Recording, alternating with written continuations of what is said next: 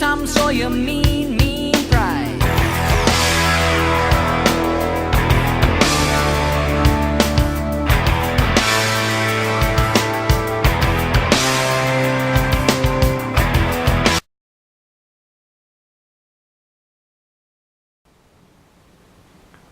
Alright guys, I'm back again, and today I thought that I was overdue for another collection video, and I also thought that my N64 collection would be a really good one to show off. I did make an N64 collection video about a year or so ago, if you guys remember that. I really didn't like the way it turned out because the lighting was really dark and I didn't have a whole lot to show off, so I thought that the video itself was really bad, and I kind of wish I didn't make it, back then, because I didn't have a whole lot of games and the lighting really sucked. So I thought that this would be a really good time to post an update, because I do have a lot more stuff and the lighting, as you can see, is a lot better, so I think that this video is going to turn out a whole lot better. So hope you guys really enjoy this video. So I guess we'll start off here with the N64 console itself. This is the same one that I've had for about a year and a half or so, and this is the exact same one that I got at the Salvation Army for only $13. If you guys remember that video, I picked this up for only 13 bucks, and it came with the system itself, the hookups, Mario's Tennis, and a blue controller instead of a gray one. That blue controller is long gone. I got rid of that because the analog stick was pretty bad. But still, getting it for only 13 bucks, and also this has the red expansion pack inside. So I thought that that was a fantastic deal. I do have two controllers. I have this gray one, which I have mentioned, and of course you guys can see here. I do have this gray one, and the analog stick is really nice, and I also have a smoke gray controller, which is buried in my closet, so I really don't feel like getting it out right now. But I do only have one rumble pack, which sucks, because I do have two controllers and only one rumble pack. I really do need to get another one for my other controller. I used to have a whole bunch of controllers. I used to have like half a dozen of those transparent purple controllers, but I got rid of those because, quite honestly, I don't need 8 N64 controllers. So I sold those off to make a little bit of money, and now I only have 2. I only really need 2 anyway. So made quite a bit of money off of that, so now I only have 2 controllers, and that's the same system I've had for about a year and a half.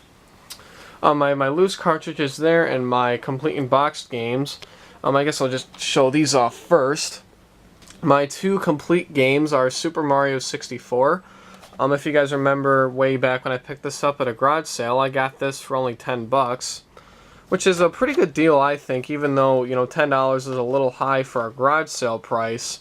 I really couldn't complain, because getting a complete and boxed N64 game, especially of this game, I was very happy to pick that up. And I got this at the thrift store about half a year or so ago. It was just like, 6 months ago. Wasn't that long ago, but Mission Impossible. This game is, actually pretty bad. But, I mean, getting a boxed N64 game, no matter what it was, I really couldn't complain too much. I only got it for like $3 too, so it wasn't that bad, even though the game itself is terrible. And I have a GoldenEye 007 instruction manual, if you guys remember me getting this a couple days ago. I don't have the box for it, unfortunately, but I would like to get it one day, of course. And now let's get to the part that you guys really want to see, and that is my loose games. So we'll start off here with the more colorful games. The first one obviously is Donkey Kong 64. I did get this at the thrift store for like $2, and that was a great deal because this is another really expensive game. And I really love this game, but man, it's such a long game because there's so much stuff you have to collect. There's so many levels you got to go through and bosses to defeat and all that. It's just a very massive game, but I really had a lot of fun playing it. My only wrestling game, this is WWF No Mercy. I'm not into wrestling that much, but I found this game to be pretty enjoyable. It wasn't too bad. It was a huge selection of characters to pick from, too. Even though I really don't know that many of them, but I still thought it was kind of cool. Army Men Air Combat. If you guys are familiar with the Strike games for the Genesis, like Nuclear Strike, Urban Strike, Jungle Strike, Desert Strike, those games, this plays very similar to that, and if you guys like those games, you would definitely like this, because it's pretty good. Here's a game that a lot of people really love, but I never really cared for it. This is Blast Corps. I did really try to get into this game because I know that a lot of people really love it, but I personally never really cared for it. This game reminds me a lot of Star Wars for some reason. I can't tell you why. This is called Knife Edge Nose Gunner. This just reminds me so much of Star Wars. It's a very hard rail shooter. I never really got too far into it, and I never really cared to get too far into it because it was so hard, but it reminds me a lot of Star Wars, but it is a pretty good rail shooter. Here's a game that I never owned back when I was younger, but I remember going to my friend's house a lot and playing this. This is Pokemon Stadium, and I knew a lot of people back in the day, including myself, who had a PlayStation. This kid that I was friends with had an N64, and I never heard of it until I went to his house. And we played this all the time, and we used to watch Pokemon the Movie 2000 at his house. You know, me and him were just big-time Pokemon buddies, so I think that this game is pretty good just because of, you know, the good memories that I have, you know, going to his house and, you know, doing a whole bunch of Pokemon crap. Anyway, moving on, we have Wayne Gretzky's 3D Hockey. If you guys are familiar with the NHL Hits games for the PlayStation 2 or the Xbox, this game is very similar to that because it's a very good arcade-style hockey game, so I had a lot of fun playing it. It was pretty good. Pilotwings 64. I never really cared for this game too much because I thought it was really, really hard to control, and I thought that the frame rate was pretty bad, so I never cared for that too much. Excitebike 64.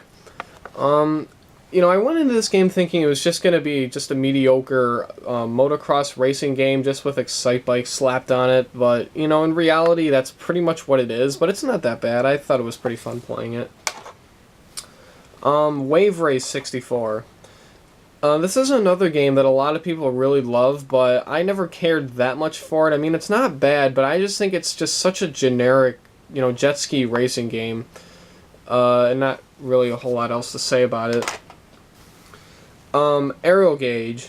This reminds me a lot of F-Zero or Wipeout because it's the same kind of futuristic style spaceship racing game. But I think that this game is very unique because you can fly your ship in the air and fly underwater and stuff, so I think that that's what makes this very unique. It's not that bad. And the game that I just got a couple of days ago, but I've been playing non-stop since I got it, is GoldenEye 007. This is a great game. It's actually a lot better than I thought. The controls still hold up really well to this day, and if you guys have played Resident Evil Revelations on the 3DS, you know, for how you control the character on screen with the analog stick, this control scheme reminds me a lot of that, because, you know, of course the N64 only has one joystick, same thing with the 3DS. So it just reminds me a lot of Resident Evil Revelations for how you control the camera and the character on screen and all that. But still, this is a really good game. I have a lot of fun playing this. You know, it's really, really good. I know I'm kind of sounding like I don't know what I'm talking about right now, guys, but, you know, I kind of want to get through this relatively quickly. But anyways, we have Namco Museum 64. This really started the Namco Museum craze. And, you know, this isn't a bad version. I know that the PlayStation version is a lot more famous, but the N64 one is still pretty good. It has Pac-Man, Ms. Pac-Man, Galaga, Galaxian, Pole Position, and Dig Dug on it, so a pretty nice collection of games. We have the original Quake for the N64, a very famous PC game, but a not-so-good conversion on the N64. You know, it isn't bad, but, you know, compared to games like Perfect Dark or GoldenEye, there is no comparison. This isn't that great. And even worse, in my opinion, is Quake 2. And the reason why I think that this is even worse is because I think that they got the controls really, you know, messed up with this one, because it's like you move with the C buttons and aim with the D-pad and do all kinds of other crazy things with the joystick. It's just really weird how they decided to map the controls. So I didn't really care for Quake 2 nearly as much. Star Wars Episode 1 Racer, it's okay. You know, based off the movie, of course, but I never really got too much into it.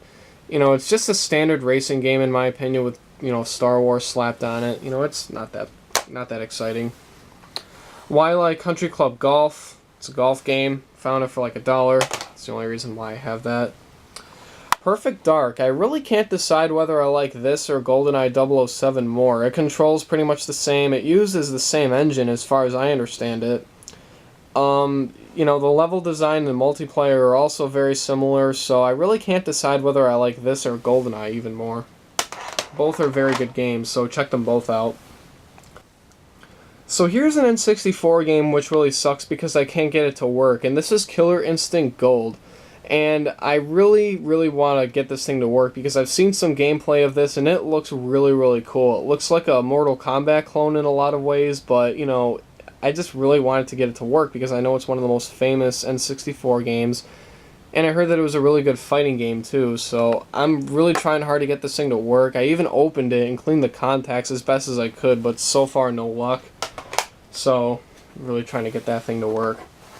My first N64 game that I ever owned is Mario's Tennis, and this is one of those games where you really need multiplayer to have fun with this game. I played this by myself a lot, and it's not the same. I can just imagine myself having some friends over and really having a great time playing that with people. And the last game here that I'm showing off is Extreme G2, and from what I know, this is a motocross-style racing game. I really haven't played a whole lot of it, so I really don't have anything to say. So, that is my N64 collection, and I really hope that this video turned out a lot better compared to my last one. I hope you guys really enjoyed. So, that is my video, and I hope you guys really liked it, and as always guys, have a great day.